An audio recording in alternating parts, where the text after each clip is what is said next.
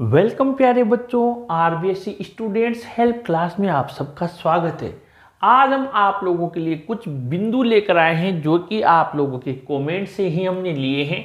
कई बच्चों की सबसे ज़्यादा शिकायत है कि आंसर बुक में जो मार्क्स है वो फालतू काट रखे हैं, यानी कि ये जो बच्चे ने लिखा है, मान लीजिए बच्चे ने यहाँ पर बिल्कुल सही लिखा 2 + 2 = 4 लिखा है, फिर भी मार्क्स काट रखे। अब यहाँ पर किस चीज़ के मार्क्स काट रखे हैं ये तो वो टीचर ही बता सकता है। ठीक है, सही आंसर में भी 0 दिया हुआ है। दोनों आंसर यानी दोनों पॉइंट्स एकदम मिलते जुलते हैं, इसलिए इनका साथ ही रिप्लाई दे रहा हूँ। सही आंसर यानी कि बच्चे का आंसर ए है, उसने ए टिक कर दिया, ठीक है, उसमें भी उसको 0 दे दिया। अब ये बताइए, मान लीजिए ये आंसर था, 3 नंबर दिए हुए हैं 4 में से, ठीक है।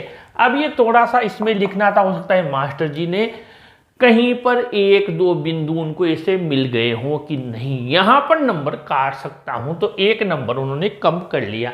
लेकिन जो मल्टी चॉइस क्वेश्चन है जहाँ पर ए यानी कि ए ही लिखना है, ABCD में से ए सही है, तो ए में से ये किस बात का नंबर काटा? क्या ए से नहीं ए से लिखना था, ठीक है, या फिर ए कोई और तरीके से लिखना था, ये तो वही बता सकते हैं। यानी एक तरीके से हम जो ये स्क्रूटनी का एक तरीके से दिखावा करते हैं, वहां पर ये चीजें बहुत गलत है।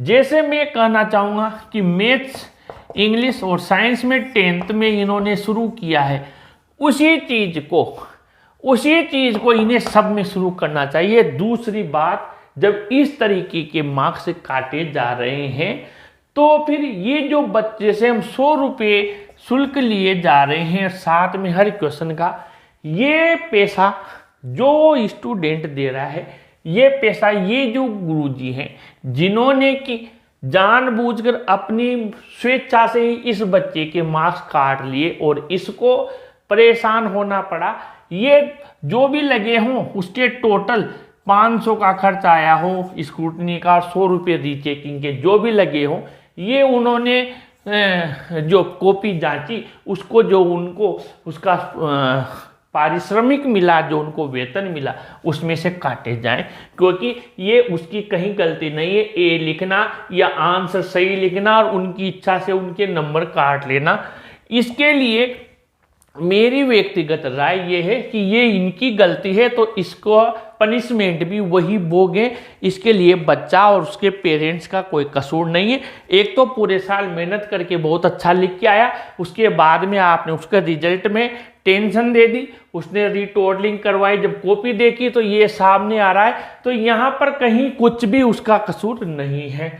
कॉपी अभी तक नहीं आई, कई बच्चे कर रहे हैं, तो कॉपी में टाइम लगता है। बस इस महीने में ज़्यादातर बच्चों का आ जाएगा, अधिकतर की कॉपी आ चुकी है।